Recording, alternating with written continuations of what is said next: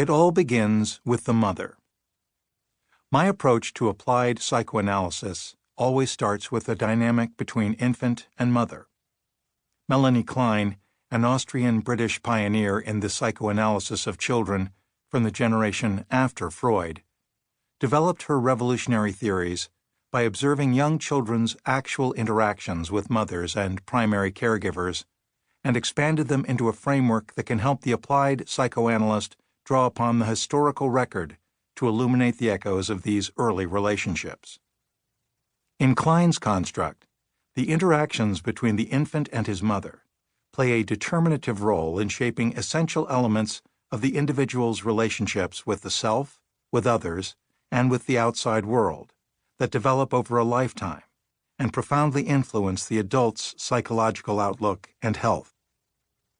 Not surprisingly, Kleinian analysis joins the long list of precedents and protocols for which Donald Trump presents a unique challenge, if not an outright disruption.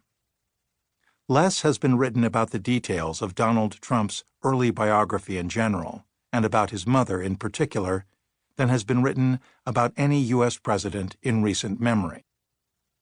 Perhaps the thinness of the historical record contributes to so many Trump observers asking how an individual could develop such a temperament, let alone get elected president. The dearth of biographical detail lends added resonance to the questions that occupied so many of us in 2017, such as, what happened? How did we get here? How did he get here? We can hope that future historians and biographers will more closely examine Trump's life story to gain further insight into the events of his formative years that contributed to the development of a character so profoundly lacking in the attributes appropriate for the office he was so tenaciously compelled to pursue. As a Kleinian, I'm particularly hopeful that attention will be paid to Trump's relationship with his mother, which I am predisposed to thinking will offer valuable insight into his psychological development. The Kleinian approach can help identify early childhood dynamics, which can influence the adult's attitudes toward the capacity to feel empathy for others, the ability to mourn, and the capacity to take responsibility for one's own behavior, especially acknowledging one's own destructive or cruel behavior without having to blame others. Only by facing one's own destructive fantasies and actions can one be able genuinely to love others. Otherwise, it always feels phony or put on.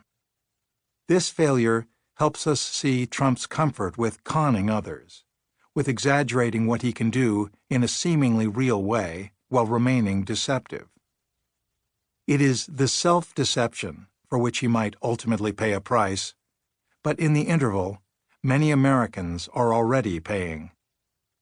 One criterion for my psychiatric residency, something implicitly understood and openly discussed with fellow residents, was that successful psychiatric residents must be aware of their own sadism.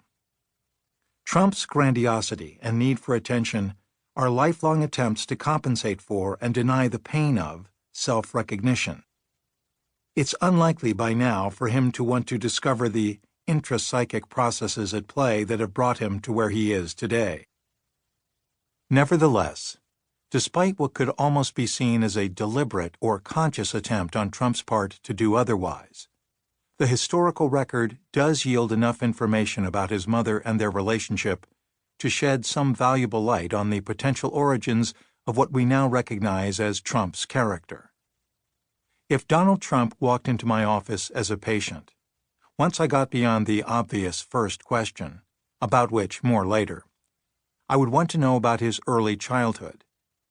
Without asking him directly, I would listen closely to any discussion of his early years for clues about his capacity to form long-term relationships, his capacity to tolerate disappointments and frustration, and also what qualities he has that he is most proud of.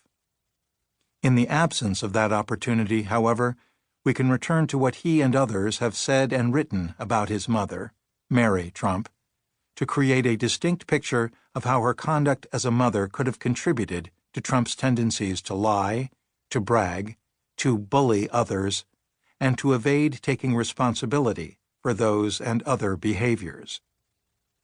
The portrait of Mary Trump that can be drawn from available resources is by no means comprehensive and lacks the detail of previous portraits of Stanley Ann Dunham or Barbara Bush.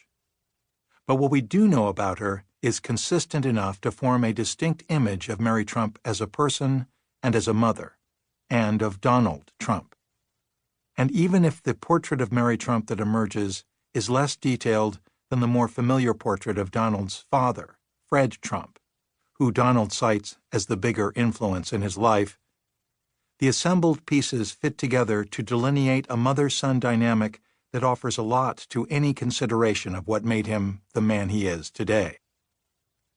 First, let's consider what we do know about Mary Trump, whose relatively low profile in Trump's published universe inspired Politico's Michael Cruz to describe her as a ghost in Trump's voluminous public record, a cardboard cutout of a character, in his November 2017 article, The Mystery of Mary Trump, which set out to add some much-needed detail to the known portrait of the president's mother and to highlight the general rarity and vagueness of Donald's references to her.